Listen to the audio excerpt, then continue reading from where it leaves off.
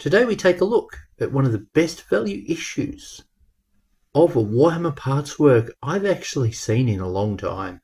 Greetings everyone, I am Sister Lalera and we're taking a look at issue 74 of Stormbringer. AOS, Warhammer, whatever add text we need to be.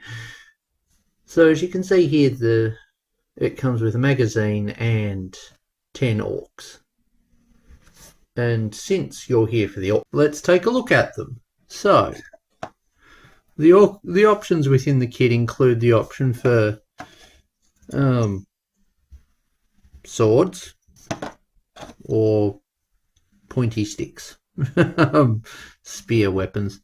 There is a handful of extra head options, but most of them seem like duplicates. The kit, surprisingly, comes with enough weapons to arm them all with pointy sticks and have one left over. Or make the mistake like I did and arm one of them with a sword because I thought I was about to run out. So, yeah. Now, these very much are intended for Age of Sigmar, but with some minor conversions, you could probably turn them into knobs. Now, these are Ork Ardboyz, not to be mistaken with the Ork Ardboyz from the Space Marine 1 video game. Damn, I wish we got those as tabletop minis. Those were cool. But I could probably turn these into them. So, the kit for these in Australia retails for 105 Australian dollars and some measure of cents. The issue of this magazine cost $22. Well, technically 21 if you bought it with card. So that is 1/4 of the retail kit price. Most of the time with these partwork magazines, it tends to be a case of, okay, we're going to split the $100 kit across 1 to 3 issues, across 2 to 3 issues. I mean, they did that with the Dreadnought in Imperium. They have done it with the last 5 issues of this magazine. I haven't got, and I am not going to be getting, because I don't really have much of a use for them. But they consist of a dragon, Dragon Rider Sigmarines taking up 3 issues, and the big crawler creature for those mud orcs taking up the last 2 issues. Those come in at about the same price or less as these. This GW and Hachette Paperworks just went, fuck it, we include a $100 kit or whatever the UK pound equivalent is. So yeah, I'm blown away at, it actually being a decent value. Admittedly, they've done that with characters. Case in point, Gilliman. My name is Kelgar, and Kelgar gets a new model before I paint the thing. I mean, I still haven't painted Kelgar, and now I question whether I keep him as an Ultramarine or turn him into something else. And it'd be very meta for the Blood Ravens for me to make a Gravis captain out of Kelgar. It would be very in character for that chapter. But enough waffle about those. So these are neat sculpts. I mean, you've got some plentiful brute masks. I mean, if it wasn't for the melee weapons and like for the shield and sword, these could work as scrap orcs from 40k. Sure, they're not knobs in mega armor, but like they're still pretty decent. Now, these aren't giant, but like if we compare them to a Sister of Battle, like Space Marine, Primaris Marines will be taller than them for the most part. But that's just because Primaris Marines are bigger than everything. But I'm planning on turning these things into knobs, which is why I've not painted them. Because when I get the time, I'll be doing a whole lot of conversions beyond the few that I do later in the video. So, yeah. The heads any head can go on any model, and any left hand can go on any left hand, any right hand can go on any right hand. So yeah, basically the mold points for the lower arms, for the lower arm on the left side, is compatible with any of the left arms, as far as I could see, and the shields are compatible with any of the left arms. As for the right arm, it's an at the wrist joint. Like, that's kind of what the joint looks like, with a little nib in the way. So yeah, like, it's pretty straightforward. The sculpt quality is decent. These are, I'm pretty sure these are AOS range rather than the old Warhammer Fantasy range. And as such, we probably won't see them in Old World, but yeah, they're pretty brutal and cunning, leaning on the brutal side, not so much the cunning side, according to the lore in the article. And on that subject, so there's a tactics booklet thing that comes with some rules for command abilities and stuff for different heroes, and of both this faction and another one. I think you don't get that one with... no, it's that one you get in the beginning of the magazine. Would have loved to have got that. I'd love to have me one of those. Sure, it'd be completely useless in 40k army, but like, damn, it's a cool model. We've got some heroic actions and combat tactics discussion. We've got some lore on the cities of Sigmar. We got a little bit about the Ardboyz and some background finding for them. Some chosen tactics options for them. A naming section. We've got the options for the bits that covered what I mentioned a moment ago. And again, it mentions that for the shields. The instructions were pretty decent. Just the placement on the sprues was a bit wacky.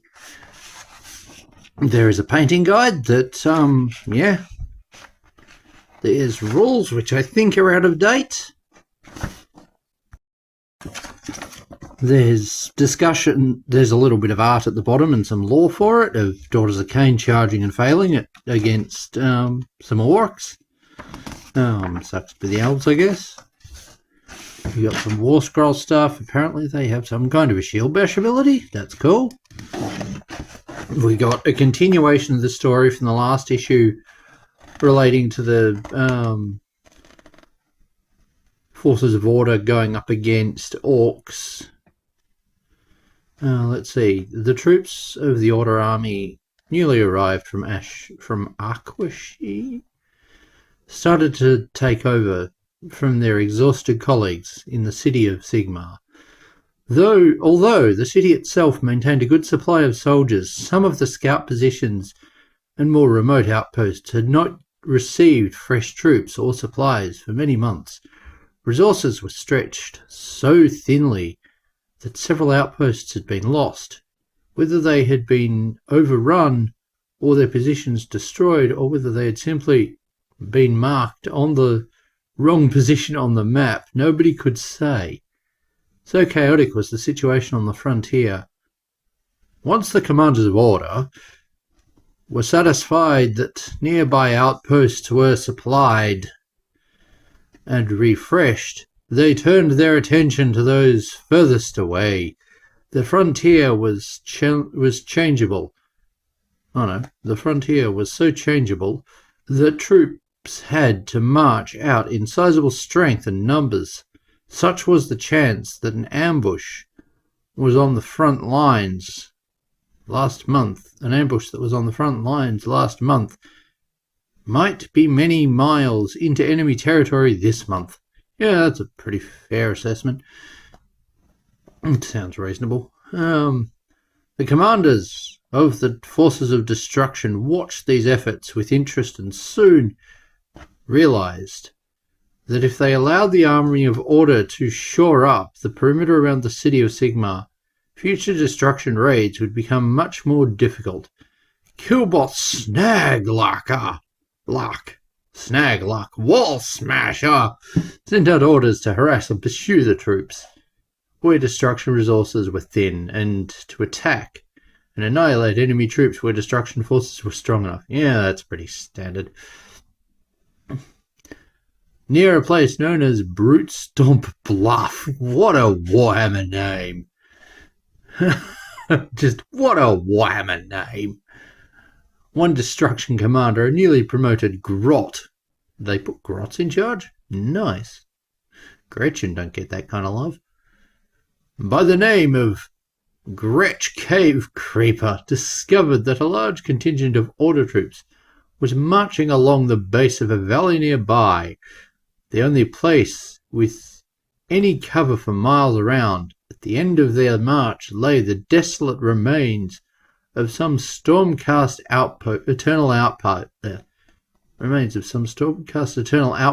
that the destruction forces had destroyed many months ago. This was destruction territory now, and Gretch had a mind to keep it that way. He ordered his forces to split and surround the Order army, descending down into the valley, each side of them from above. The fight was on. Gretchen got to do that? Nice. Oh. So we've got a battle deployment. This is kind of the semi-standard surrounded deployment style of yesteryear. There are white dwarves that have... There's both white dwarf rules and even old codexes for 40k that have deployment zones like this. Most notably, a Sister of Battle one that had sisters defending a holy site and enemy forces coming in from both sides, with apparently half the army set to come in on like turn 5. Ouch. These days, isn't the game like 5 to 7 turns long at most? I think it's like 5 in some cases. Oh wait, that's heresy, isn't it? Oh well. Yeah, the rules for formulating the army is 3 heroes and 5 troops for both sides. There's some further rules on it. I figured I'd read the little bit of the story that's in this just because, let's be real, I doubt there are many more countries to get this magazine after Australia. Yeah, I doubt there are many more that'll get it. Be cool if more did, but there is a new magazine that started up recently, I think, or that's about to start up. I believe they're calling it Spearhead, but it has different content in it. The 40k one's now set to start at some point. It's looking like next year, but I could be wrong for Australia. But yeah. So let's turn one of these into an Ork Nob, shall we? So first off, I'm getting out some Ork bits, namely various Ork shooters, and removing the right hand off the model so that I can modify the shooter both in terms of turning it into a sidearm and modify the hand so it'll be attachable. Now I adjust the camera a bit so that it actually fits a bit better, and so you can see where I cut. Now I attach the shoot. I attach in the I chop off the end of the barrel to make the end of the a little stubby barrel for the end of the pistols, and attach it, and then end up, once it has set a bit and not stuck to my fingers. Gotta love Superglue's ability to stick to everything but what you want it to. I understand why people use plastic glue. I don't like the stuff. So yeah, you saw me there drilling into the barrel with the end of the knife, and then I go in and clean up the finger a bit, so clean up the hand slot a bit and attach in the pistol hand. Then I end up, make it ready to be attached in. And then you see me ripping off the shield and modifying up the arms so that I can attach on the power claw when I get up to the point of having a power claw. So with a bit more work and some bicarb and more super glue, I get the pistol attached. And then come in and both argue with the camera stand and keep getting things sorted out. Now I'm modifying up some pistols here to make sure I have a few more for future. This is not the last video in which I work on knobs. There will be one in October when I have a bit more time to work on more than one of them. So yeah. And now you see me coming in here with some sprue and some thick plastic card and scratch building up a power claw. Now I figured, what is more orky than recycling, and what does almost every miniature gamer have lots of lying around? Sprue. So I figured I'd make like a big mech and start scratch bashing. Now I'm going fast here because this process took me like half an hour to do. So you see me coming in, shaving down and or rasping down the shape to make it so things fit now in places. The sprue sticks to my finger really easily. Now I made it so that it's one thick bit of plastic and two sprue thicknesses wide on the outer side, on the inner side where the middle tooth's going to go, and then just two sprue thicknesses for the outer side where the big teeth are going, where the outer teeth are going to go. Now I cut down and sculpted the shape of the tooth to actually be roughly the shape of a tooth. Then I come in and cut up and break and brutalize plastic art. I'm going so fast here that you probably don't see bits of plastic art actually go flying out of frame when I use the thick wire cutters. And you see me shaping it here and giving each of the teeth a bit of an edge. Now I'm working on the teeth one at a time, and let's be real, this is an orc weapon. They're probably not going to cast the teeth.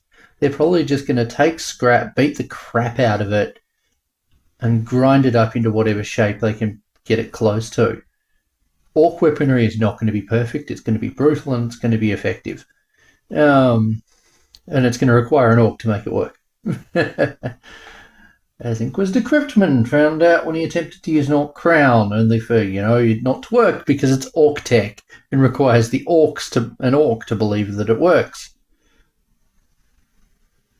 But then Inquisitor Cryptman is who we have to thank for Octarius. Yes, now I've got some plastic card. Now that's one of the thicknesses I use. That is the thicker tube that I attempted to use and realised it was too thick. And instead came in with a... Actually, that's, I think, was that the thicker tube? Was that the thinner tube? No, that was the thinner tube.